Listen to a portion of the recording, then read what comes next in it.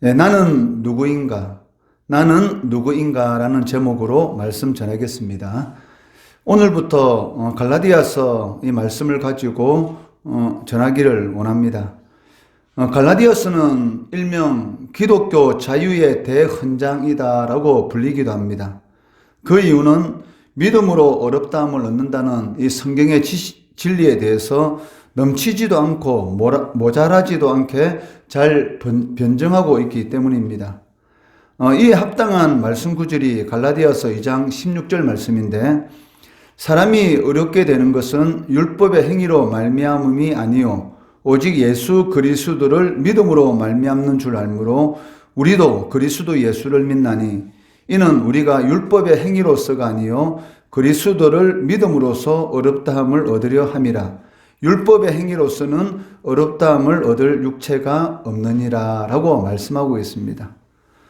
이 말씀을 통해서 오직 믿음으로 얻는다라는 이 성경의 기본 진리를 가장 잘 설명하는 성경책 중에 대표적인 책이 이 갈라디아서다라는 것을 알 수가 있습니다.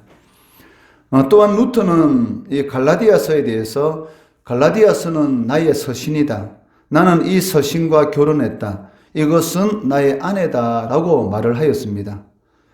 그 이유는 당시 이 교회의 잘못된 신학에 대해서 갈라디아서 본문을 가지고 이 루터가 대항하였기 때문입니다. 갈라디아서를 기록한 사람은 우리가 아는 대로 사도 바울입니다. 기록 연대는 사도행전 15장에 나오는 예루살렘 회의 직전으로 보고 있기 때문에 주후 49년경에 기록된 것으로 보고 있습니다. 그리고 이 편지를 받는 수신자는 2절 말씀해 보시면 갈라디아의 여러 교회들이라고 기록되어 있는데, 이는 이 갈라디아서가 갈라디아에 있는 여러 교회들이 돌아가면서 읽어보도록 한 해람 서신이다라는 것을 알 수가 있습니다. 그렇지만 이 갈라디아서는 바울의 다른 서신들과는 이 다른 점이 있습니다. 일반적으로 바울이 교회에 편지를 보낼 때는 그 편지를 받는 수신자들에게 먼저 이 감사와 그리고 기도를 먼저 전하는 것을 볼 수가 있습니다. 그때 바울이 주로 하는 인사말이 무엇입니까? 우리 하나님 아버지와 주 예수 그리스도로부터 은혜와 평강이 있기를 원하노라 라는 이 인사말을 먼저 각 교회들에게 전하면서 이 편지를 시작하는 것을 볼 수가 있습니다.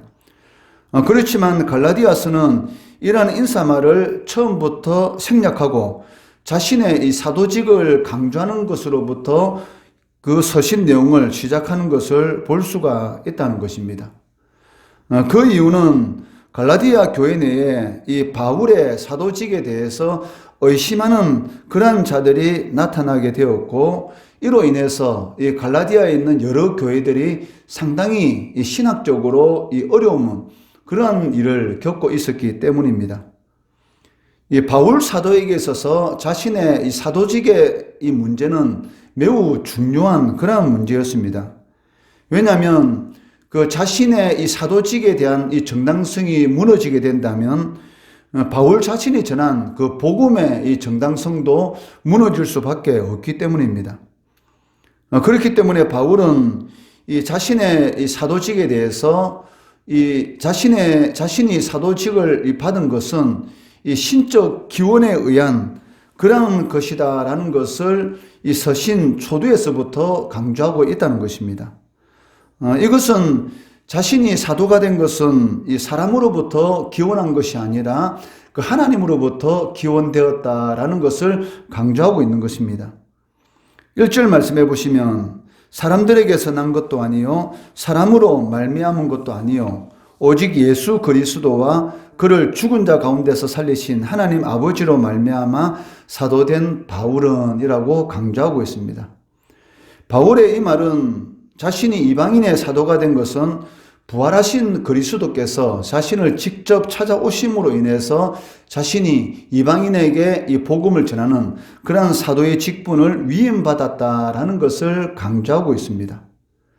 사실 바울이 이 복음을 전함에 있어서 그 치명적인 그 약점이 무엇입니까?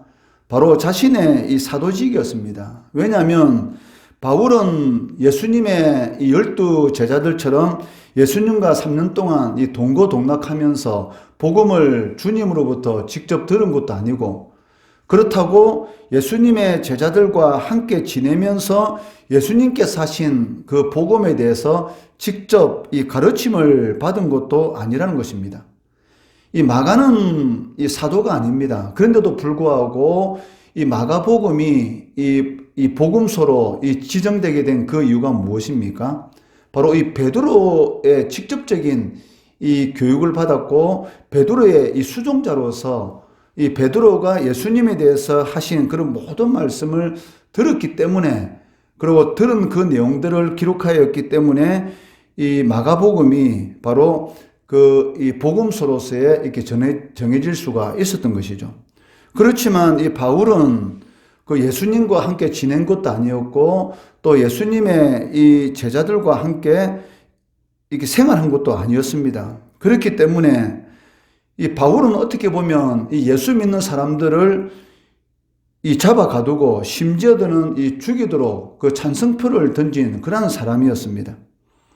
그런데 어느 날 그 예수 믿는 사람을 잡으러 다메섹으로 가다가 그 길 위에서 부활하신 예수님을 만남으로 인해서 이방인의 사도가 되었다는 것입니다. 이 때문에 바울은 그 자신의 사도직의 정당성을 강조하기 위해서 항상 자신이 보내는 이 편지 서두에 쓰는 말이 있습니다. 그것이 무엇이냐면, 하나님의 뜻으로 말미암아 그리스도 예수의 사도된 바울은 이라는 이 말을 꼭 기록하고 있다는 것이죠. 이것은 우리 성도들에게도 이 중요한 그러한 교훈을 가르치고 주고 있습니다. 즉, 나는 누구인가? 그러니까 어떠한 상황 가운데 있을지라도 바울이 자신이 사도가 된 것은 하나님으로부터 기원되었다라는 이런 확실한 자신에 대한 이 정체성을 가지고 있었기 때문에 어떠한 교회를 어지럽히는 이 거짓 사도들, 거짓 교사들이 나타난다 할지라도 거기에 대항할 수 있는 그런 힘이 있었던 것이죠. 만약에 바울이 자신에 대한 이 나는 누구인가에 대한 확실한 정체성을 가지고 있지 않았다면 자신이 전하는 복음에 대해서 언제든지 흔들릴 수가 있었습니다. 그렇지만 자신이 죽음에 이르는 그 순간까지도 이 복음에 대한 확신을 가지고 있었던 것은 무엇입니까? 그 나는 누구인가에 대한 이런 확실한 정체성을 가지고 있었기 때문입니다. 우리들도 마찬가지입니다. 나는 누구인가? 라는 그런 확신한 정체성을 가질 때만이 이 세상의 이런 흐름에 우리가 흔들리지 않게 된다는 것이죠. 너무나 바쁜 세상이고 나는 누구인가에 대한 그런 생각도 없이 이 세상의 흐름에 흘러갈 수밖에 없는 그런 삶을 살아갈 수밖에 없는 그런 세상입니다. 이러한 세상 가운데서 내가 누구인가? 나는 예수 그리스도의 피로 말미암아 구원받은 하나님의 백성이다 라는 그러한 확실한 하나님의 자녀라는 그러한 믿음의 확신을 가지고 있을 때만이 어떤 상황 가운데 있을지라도 우리가 흔들리지 않는 그런 하나님의 자녀로서의 그러한 이런 자부심을 가지고 이 세상 가운데서 살아갈 수가 있다는 것입니다. 바울은 자신의 사도직이 이 의심을 받게 된다면 자신이 전한 이 복음의 정당성도 의심받게 된다는 것을 너무나 잘 알고 있었기 때문에 자신의 사도직에 대해서 항상 이처럼 강조하는 것을 볼 수가 있습니다. 특히 이 4절 말씀에서는 사도로서 자신이 전한 그 복음의 핵심이 무엇인지를 강조하고 있는데, 그 이유는 그 자신이 전한 그 복음 외에 이 전하는 그런 모든 것들은 성경과는 그런 다른 복음이다라는 것을 강조하기 위함입니다. 왜냐하면 자신이 전한 그 복음 외에 다른 복음을 전하는 자들은 이 거짓 사도라는 것을 강조하기 위함이라는 것이죠. 자신은 하나님으로부터 이 사도의 직분을 받은 그러한 사람이기 때문에 자신이 전하는 복음이 바로 하나님으로부터 나온 것이다라는 것을 강조하는 것이고, 자신이 전한 복음 외에 다른 복음을 전하는 자들은 거짓 사도다라는 것 또한 강조하기 위해서 이 4절 말씀을 하고 있다는 것입니다. 그리스도께서 하나님 곧 우리 아버지의 뜻을 따라 이 악한 사대에서 우리를 악한 세대에서 우리를 건지시려고 우리 죄를 대속하기 위하여 자기 몸을 주셨으니라고 말씀하고 있습니다. 이 4절 말씀에 바로 예수 그리스도의 십자가 구원 사건, 저 복음이 무엇인가에 대해서 이 세 가지로 정확하게 이렇게 말씀을 하고 있다는 것입니다. 그 첫째는 이 예수 그리스도의 이 십자가의 구원 사건은 아버지의 뜻에 따라서 계획된 그러한 사건이다라는 것을 강조하고 있습니다. 이에 대해서 바울은 에베소서 1장 4절 말씀에서 잘 설명하고 있는데, 에베소서 1장 4절 말씀에 보시면 곧 창세전에 그리스도 안에서 우리를 택하사라고 말씀하고 있습니다. 우리가 구원받은 것은 그냥 그 일시적으로 그 순간적으로 이렇게 구원받게 된 것이 아니라 이미 천지 만물을 창조하기 이전부터 예수 그리스도 안에서 하나님께서 계획하신 일이다라는 것을 강조하고 있다는 것이죠. 이것은 이 성도라는 이 말이 얼마만큼 그 위대한 것인가라는 것을 우리들에게 가르쳐 주고 있습니다. 오늘날 우리 성도들이 자신이 예수 믿는 사람이 되었다는 것, 즉 하나님의 자녀가 되었다는 것이 얼마나 위대한 일인지에 대한 그러한 사실은 확신도 없고, 또 자신이 예수 믿는 사람이라는 것에 대한 이런 자부심도 없이 어떻게 보면 그냥 아무 생각 없이 살아가는 그런 모습을 볼 수가 있는데, 우리가 하나님의 자녀가 되었다는 것은 이미 천지 만물이 창조되기 이전부터 그리스도 안에서 있었던 하나님의 이 섭리, 즉 하나님의 계획이다라는 것을 바울 사도는 먼저 강조하고 있다는 것이죠. 그렇기 때문에 이 당시 예수를 믿는다는 것이 얼마나 어렵습니까? 이 로마 이 지배 아래에서, 또 특히 로마 황제 숭배를 강요당하는 그러한 시점에서 일제시대 때 신사참배하고는 비교도 되지 않는 것입니다. 당시 예수 믿는다는 것은 이미 목숨을 내놓은 것이고, 자신의 모든 이런 경제적인 그런 혜택을 다 포기하는 그런 상황 가운데서, 고통과 환난 가운데서 너희들이 비록 예수 믿는 것 때문에 어려운 일을 당한다 할지라도 너희들이 하나님의 자녀가 되었다는 것이 얼마나 위대한 것인가를 알도록 아버지의 뜻을 따라, 즉 하나님께서 이미 창세전부터 우리를 그리스도 안에서 택했다라고 첫 번째로 강조하고 있습니다. 두 번째 복음의 특징이 무엇입니까? 4절 말씀해 보시면 이 악한 세대에서 우리를 건지셨다라고 말씀하고 있는데, 즉 제 지배 아래 있는 자들을 하나님께서 구원해 주신 그러한 사건이다라는 것을 말씀하고 있습니다. 이에 대해서 에베소서 2장 1절, 2절, 3절에 보시면 성도가 구원받기 전에 어떤 존재인가를 정확하게 우리들에게 가르쳐 주고 있습니다. 즉 성도들도 우리들도 예수를 믿기 이전에는 우리의 허물과 죄로 이미 죽었던 자들 이미 죽었다라고 이렇게 말을 하고 있다는 것이죠. 그리고 공중의 권세 잡은 자, 즉 이 마귀의 지배 아래에서 신음하고 있던 그러한 자들이었고, 본질상 진노의 자들이었다. 즉 이미 하나님의 심판을 받은 자들, 이미 영원한 지옥 형벌을 받은 자들이었다라고 말씀하고 있습니다. 이러한 은혜, 이미 아무 소망이 없이 이 세상에 있는 그러한 공중 권세 잡은 자, 즉 마귀의 노예로서의 아무 의미가 없는 그러한 삶을 살아가다가 죽고 나면 영원히 지옥 형벌을 받을 수밖에 없는 그러한 자들이었다는 것이죠. 거기에서 구원받은 사건이 바로 예수 그리스도의 십자가 사건이다라고 말씀하고 있습니다. 실질적으로 우리가 이 지옥에서 구원받았다라는 것에 대해서는 잘 모릅니다. 그냥 지식적으로는 우리가 알고 있지만 과연 이 지옥에서 구원받은 그 은혜가 얼마나 큰지에 대해서는 사실 우리가 잘 모르지만, 아마 우리의 목숨이 끊어진 그 순간 그 은혜가 얼마나 큰지에 대해서는 반드시 알게 되고, 그렇기 때문에 천국에서 하는 성도들이 하는 일이 무엇입니까? 날마다 찬양하는 것이죠. 그 은혜가 얼마나 큰지 거기에 대해서 날마다 찬양한다는 것입니다.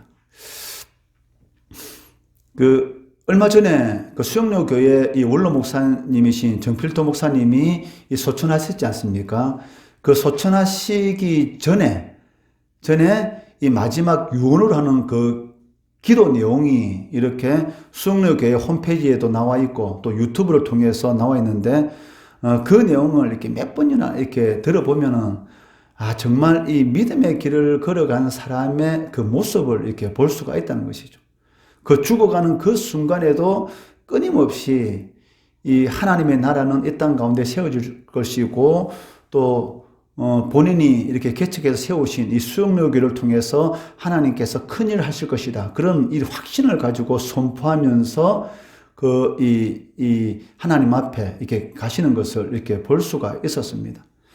그러니까 그러한 나는 누구인가? 나는 하나님의 백성이고 하나님의 자녀다라는 그런 확신을 가지고 있는 사람들만이 죽음의 그 순간까지 하나님 앞에 그런 선포를 하면서 갈 수가 있다는 것이죠. 그것만큼 큰 은혜가 어디 있겠습니까? 살아오면서 하나님 일을 많이 하고 그렇게 큰 대형교회를 세웠지만 사실 그것보다 더 중요한 것이 무엇입니까? 바로 죽기 직전에 하나님 앞에 믿음을 고백을 하고 하나님 앞에 갈 수 있는 것. 이것이 가장 큰 은혜입니다. 일을 많이 한 것이 큰 은혜가 아니고 물론 그것도 큰 은혜인 것이죠. 그렇지만 하나님 앞에 가기 전에 숨이 끊어지기 전에 내가 하나님의 자녀로서의 믿음의 고백을 하면서 하나님 앞에 갈 수 있는 것. 이것만큼 큰 은혜가 없다는 것이죠. 이런 고백을 할 수 있는 사람이 누구겠습니까? 바로 나는 누구인가에 대한 그런 확실한 정체성을 가지고 있는 사람들만이 이러한 고백을 할 수가 있다는 것이죠.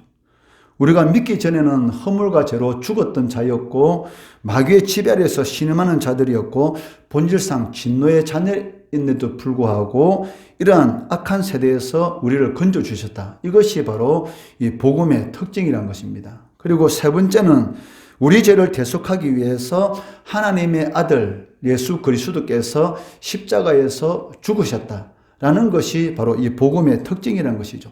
하나님이 인간의 몸을 입고 이 땅에 오셨다라는 것 자체가 바로 있을 수 없는 그러한 일인 것입니다. 그런데 있을 수 없는 일이 우리들에게 일어났다는 것이죠. 이것이 바로 은혜인 것입니다. 내 때문에 나의 모든 죄를 대신해서 십자가에 못 박혀 죽으시기 위해서 이 땅에 오셨다. 이것이 가장 큰 은혜라는 것입니다.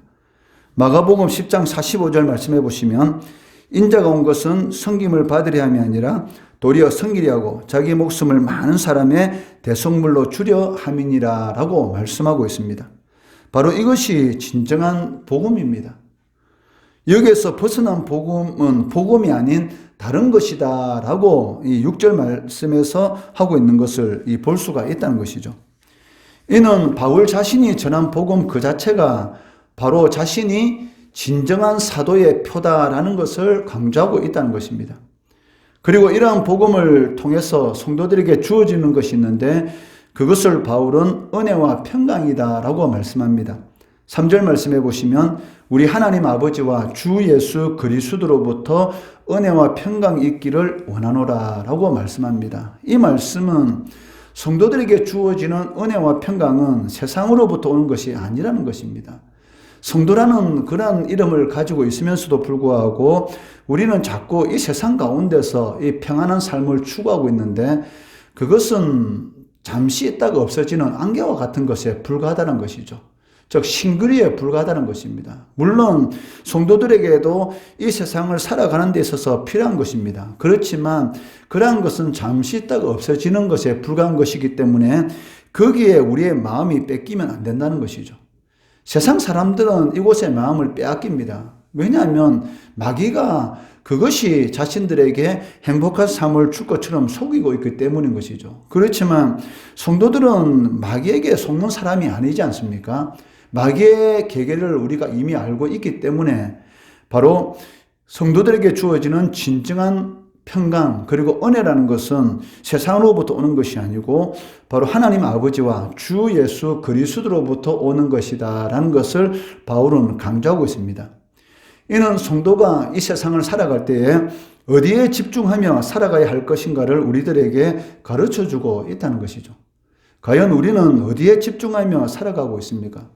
이 세상에 우리가 집중하여 살아가고 있기 때문에 나는 누구인가에 대한 확실한 대답을 못하는 것이죠.